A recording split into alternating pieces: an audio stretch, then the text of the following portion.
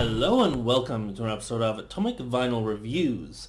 My name's Jacob, and as has become tradition on this channel, I'm here with a little puppy Coffee, and today we have another unboxing video for you guys. So Coffee's actually kind of tired right now, so I'm just going to let her wander off and have a nap while we get to this unboxing. So I got this nice little package here. It's actually a little bit smaller than I was expecting because I actually technically have the figure that's in here. At least I assume it's the one that's in here. I don't think it should be anything else, but you know, sometimes we can be surprised by what comes in the mail.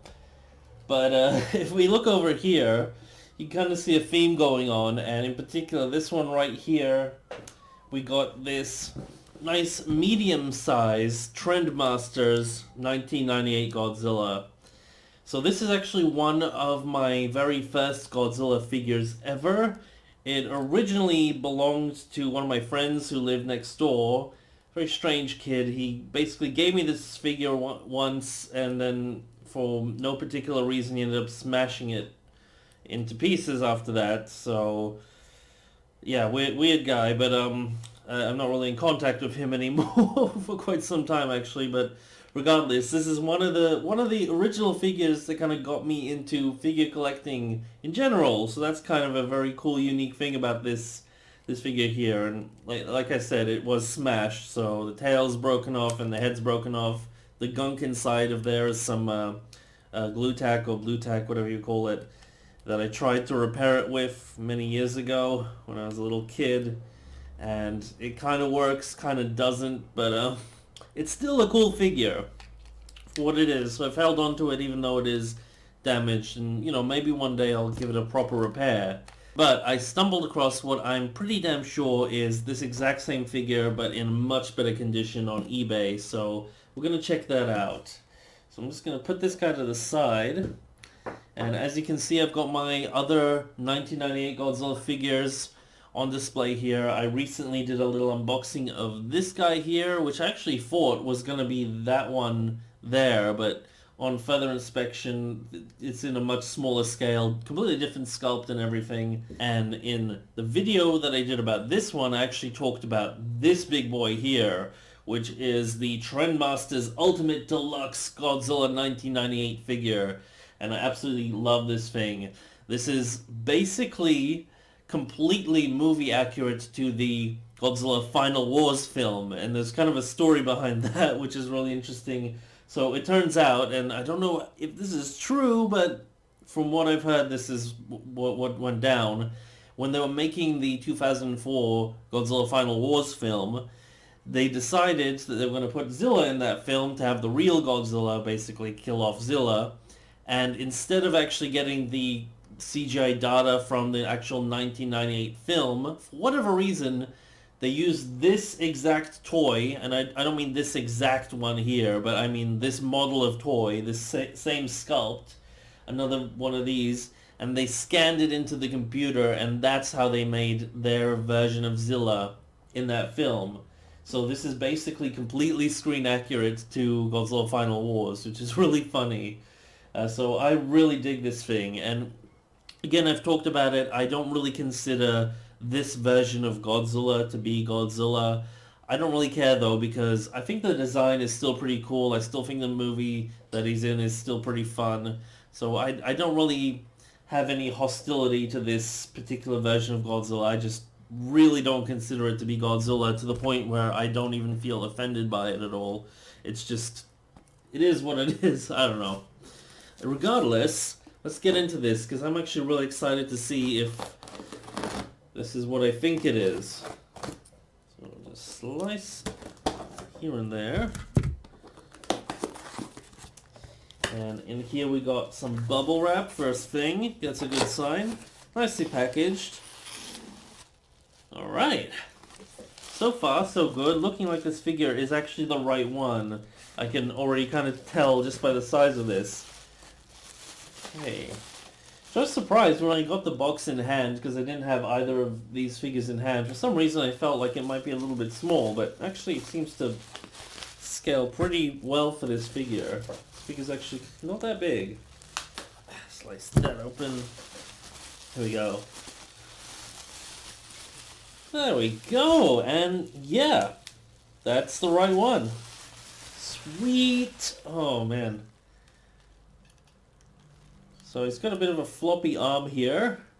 That's no big deal. This arm's got a nice amount of friction on him. The head actually works. You can see it's got like some weird spring doo-wacky thing going on. I think you're meant to kind of like move him and it's meant to make him roar or something. I forgot exactly what's the deal. There's actually a little button on the side here.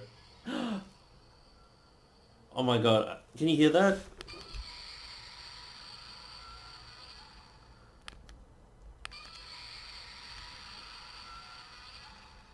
Oh my god.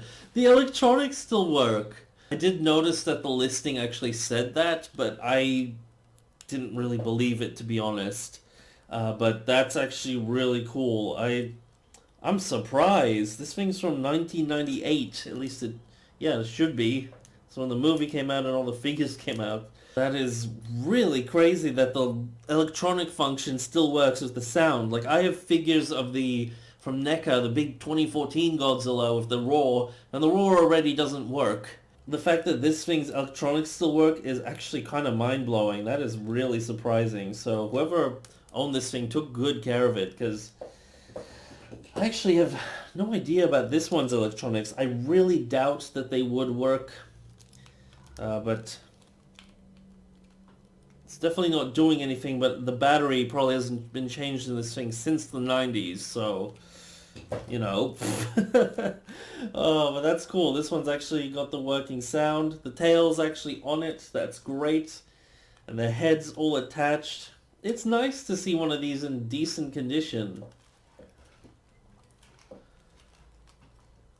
Yeah, these things are very, very similar. There's some very subtle differences in like the exact hues of the paint, especially on the spines here. This one kind of looks a little bit older, like it's been out in the sun a bit more. Stuff like that, but other than that, these things are really, really similar. And cool figures. Trendmasters did a great job with these things. I'm actually kind of curious how much one of these would have cost back in the day. Nice. So luckily, since this particular version of Godzilla isn't exactly very popular, I do see these things going for fairly cheap prices quite regularly on eBay and places like that. So if you guys are looking for one of these guys, they're probably not that difficult to find secondhand, to be honest. So yeah, pretty damn cool.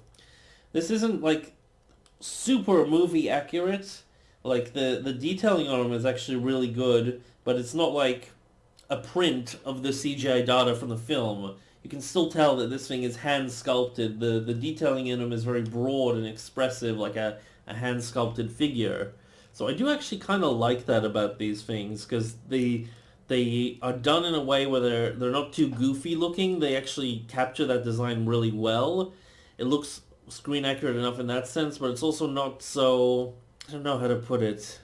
Just it doesn't have that 3D printed feel that some figures these days have, which is both a good thing, I guess, and can be a little bit sad, because I do like that sort of hand sculpted aesthetic of some figures. Of course, this doesn't have that hand-sculpted aesthetic of like a Monster Arts figure or anything like that. It's much more toy-like and smoothed over, but still pretty nice to see. I think originally these things came with a base and maybe some accessories or something like that. Again, my one I got second-hand, so I have actually never experienced one of these completely new with all its stuff or the box or anything like that.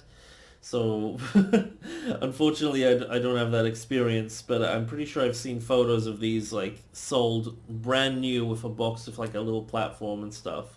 So that would be cool, because these have pegs here, and even though the legs aren't, like, super stable, I think, yeah, if he had pegs, he could definitely stand, and you can probably stand him on the tail as well. Let's kind of try that here. Yeah, no problem. No problem at all. Again, my one doesn't have the tail tip, so I haven't been able to stand mine for a very, very long time. So it's good to actually see it working properly. That's really cool. Unfortunately, like all these Trendmaster figures, they have the tail in this really weird bent pose, which helps in a sense with putting it on a shelf, having him stand with this tripod stance. But in the film, that's not really how he was. In the film, he's much more like the T-Rex kind of stance, the Jurassic Park kind of stance, where he's almost parallel to the ground, kind of running this way with a more straight, long tail. So it's kind of a shame that we don't really have any figures like that, at least in this price range.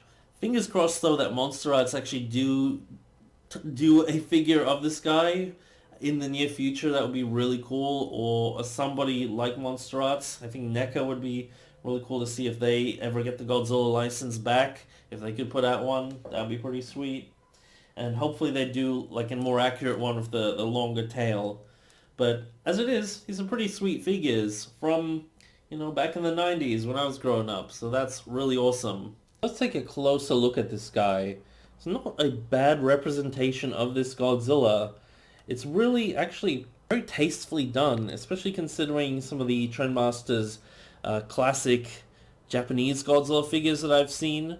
This one actually really resembles this Godzilla really well and does capture the design in a really nice way, I'd say. So it's mostly made of like this more rigid hard plastic, like the head, the main body here. As you can see where it's got these little slits here, and it's just this fairly rigid hard plastic. The spine's done in a sort of softer plastic, more like a NECA figure. Same with the end of the tail here, which is done in a solid sort of slightly medium hardness plastic, and then we go back to that like hollow hard plastic where you got the little battery compartment down here, got the little spots of legal information under his feet, peg holes, nice touch. These really weird bumps along his legs here. I don't know if that's accurate to the film. I don't remember him being that warty there, but I just remember him being scaly. But yeah, even the massive Trendmasters figure back here doesn't really have that detail, but it's one of the details that kind of really makes this particular figure stand out, I guess. And nice detailing down the chest. Really decent figure, actually. I think it's actually really well done, especially compared to, say, I guess some of the Playmates figures that we've been getting these days for the modern Legendary Pictures Godzilla films. I think this one actually probably would, I think it tops those personally, in my humble opinion, especially detail-wise. I really like this thing. The spines are great. The coloring is really nice on them, too. Except for in the mouth where it's just too pink. It looks like that baby pink color. It's not really accurate to the film, I'd say, from what I remember. I think a more neutral, earthy tone would look much nicer in there, but that's kind of an issue of number of figures that I've seen over the years. Good detailing on his arms as well, especially on the shoulders. Also, he's got that nice orange spot in his eyes. No pupil or anything, just pure orange, but I think it looks pretty good. The eyes on this version seem a little bit bigger than what they were in the film. He's got that big classic big chin design that this version of Godzilla had. Again, I really don't count this as Godzilla. This is just so radical from that design of, the Godzilla we know and love. But I still think it's a cool monster. Like, what's his name? Totopoulos, or whatever the guy who designed this design actually, whatever his name was. They named the main character in the film after him, but he actually did a pretty decent job at a monster design, I'd say. It's a really cool Beast from 20,000 Fathoms remake, I'd say. But yeah, a pretty decent figure of it. So I hope you enjoyed this little unboxing, and I hope to see you in one of my future videos. But until then, may all your vinyl be irradiated vinyl. Over and out. Bye.